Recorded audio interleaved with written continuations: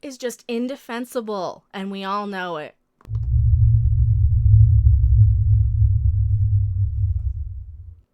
Hello everyone, we are in the middle of a live stream. I am MechaRandom42, the one, the only, the original, your favorite YouTube harpy. We are talking a little bit about the mainstream media no longer being able to defend, the bestest Star Trek show ever, Star Trek Picard.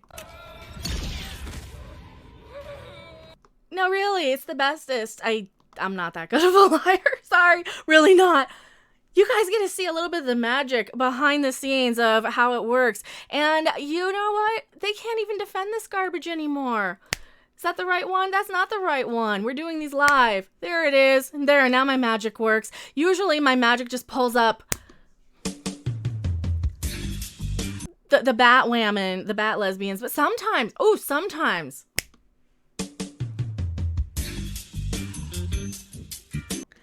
we get that, But usually it's just a bunch of Romulan beard boys.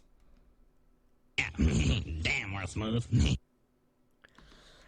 The Guardian does not like Picard. They can't even defend it. Remember the first one to take a shot at Picard was Entertainment Weekly. Oh, I made a video on that. They didn't like it when I made a video on that because pretty much everybody had been kissing the butt of Picard because a lot of people wanted it to be good. A lot of people wanted to give it a shot. I can't blame them for that. Star Trek Picard is the dark reboot that boldly goes where nobody wanted it to. Yeah, finally. Oh, finally we're getting something good because we all know that Picard was just filled with, hey, remember Data?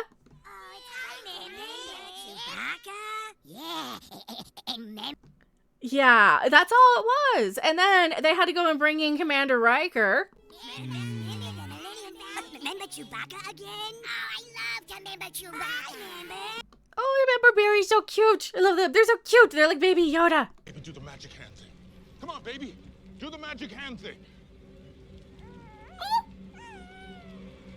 I'm out of ideas. There he is. There's the baby. Oh, the Baby Yoda is so cute.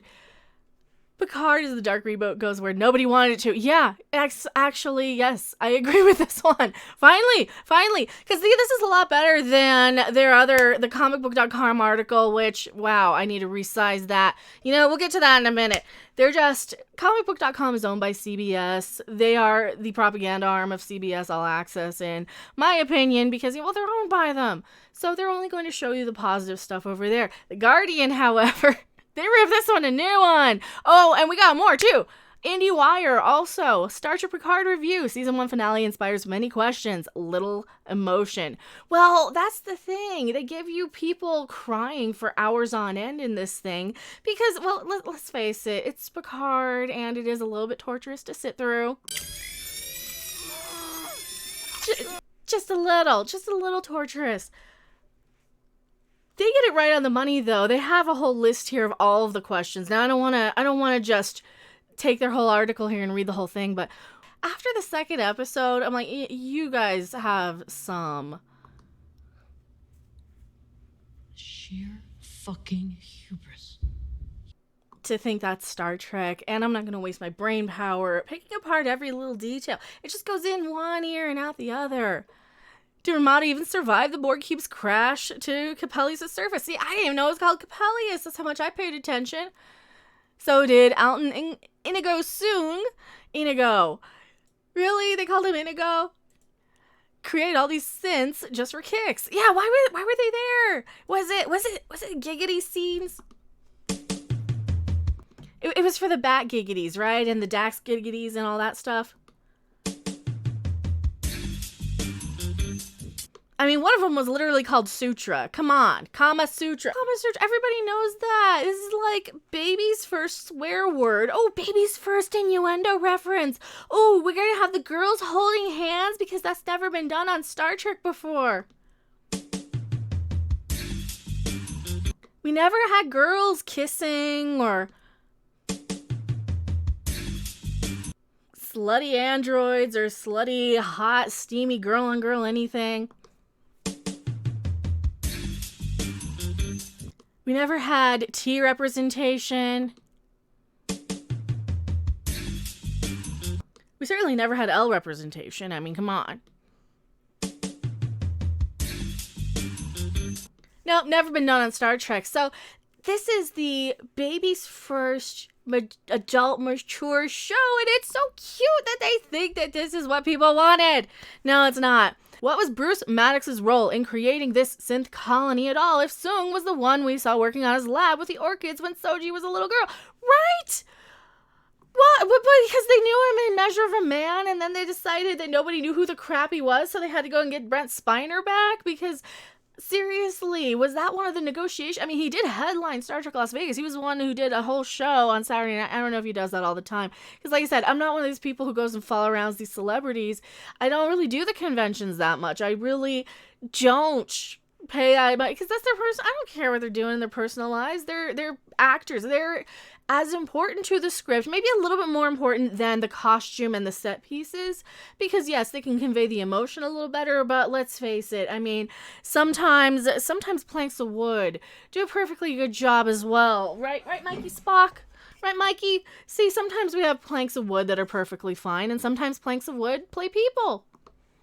I just see people, and I just play people. Oh, I love this. I love this show so much. No, I don't. Ugh. My sarcasm is just dripping. Exactly. Plot holes miles long. Why does Narissa need any of her arsenal of sharp melee weapons when she has her cheekbones? That's more of a goofy one. Oh, wow. How many are there? Holy crap, read this article if you want to know all of these. Has there ever been an uglier Starfleet ship than the Zhang He class? Is the bridge of the Zhang He just a slightly redressed version of the Discovery bridge? No, it's a slightly different redressed version of the Enterprise bridge, which I believe was the Shih Tzu or Shenzhou or whatever it was. So the Romulans and the synths are cool now, right? This was just a misunderstanding. That's the other thing. They made it so that the synths and that they should have been exterminated. They shouldn't have had them. The Romulans were right. What are you trying to tell me? That the Romulans are right? That the synths were dangerous? They were. If it had seen one episode of lore, this is why you don't make the robots too advanced, because then they go crazy. Here's where I just start losing my mind. It just goes out of my head because the way Star Trek is now. This is so fucking cool. It is fucking cool. So sorry. You should be sorry. It's not effing cool. And that little magic-y wand thingy that they use to just say, imagine the ship healing itself and fixing itself. Excellent.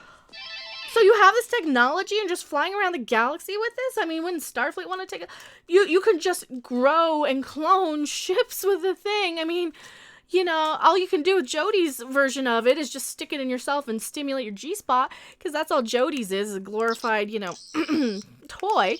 Does anyone really think Picard was going to be a goner? No, you couldn't have killed him off because they keep setting up season 2. I mean, you don't announce season 2 of something and then spend an hour with them crying without just being bored to tears. Like, all right, what about season 2? These are things that they don't think of.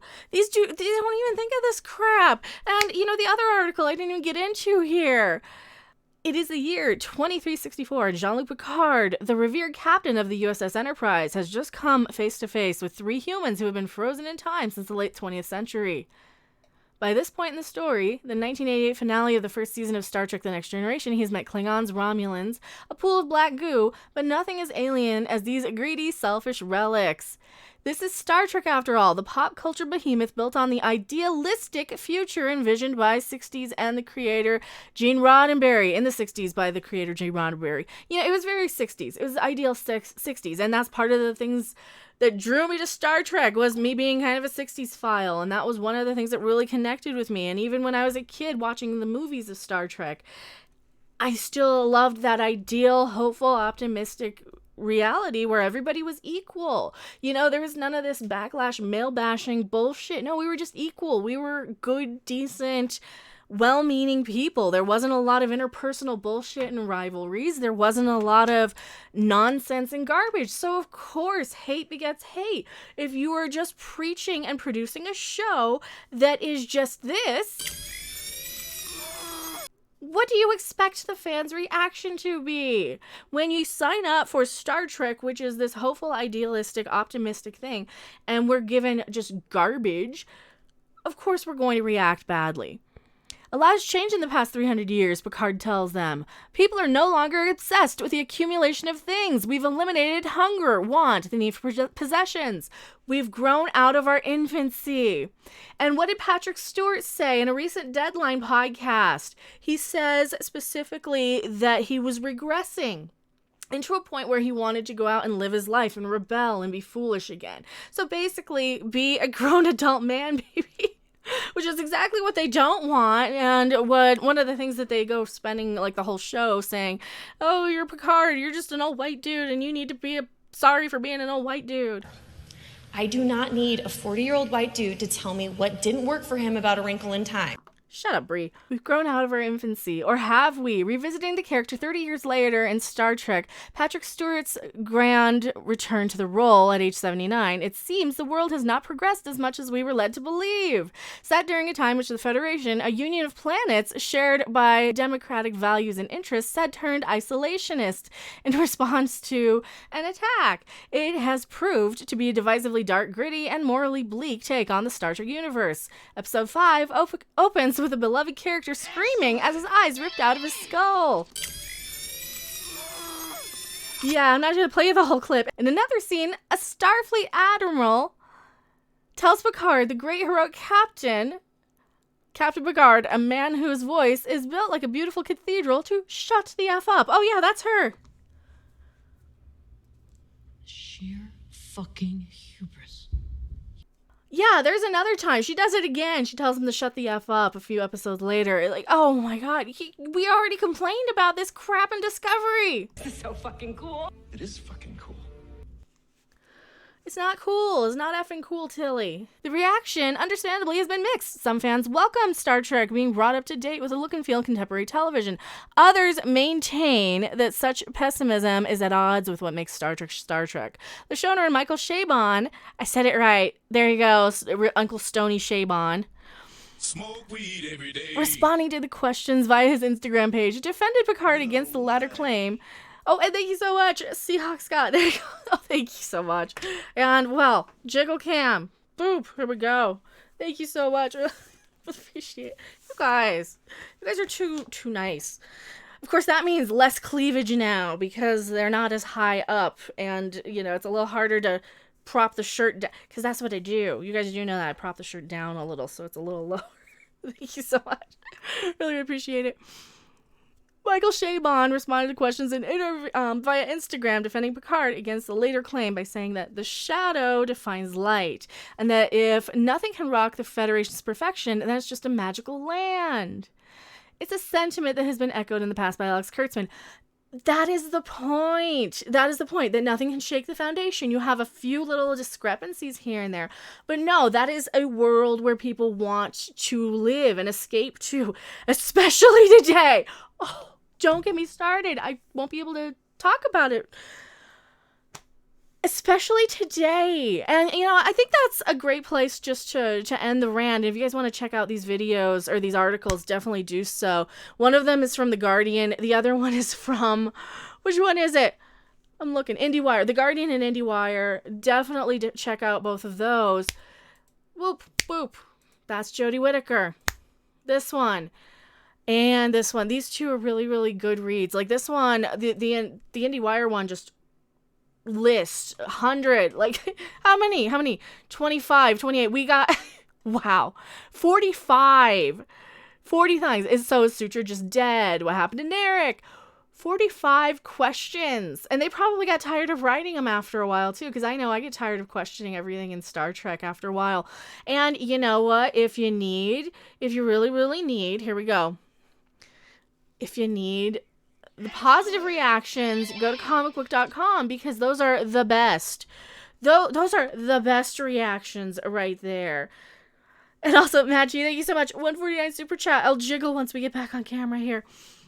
So the best reaction, the pre-approved ones from all of the shill handles that I probably wouldn't be allowed to show. So I'm not even going to show you those, because a lot of those people like to get people like me on YouTube for showing their public information from, I am going to go back to my live stream, and it's just hilarious that they can't defend the show anymore. They just can't.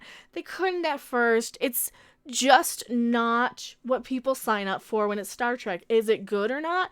I don't think so. I don't think it's very well written as a show by itself. I don't think it flows from point A to point B very well. It's confusing. The pace is so slow. And it's just not entertaining to me. I'm sorry. I want a hopeful, optimistic look on the future and humanity. I don't want this.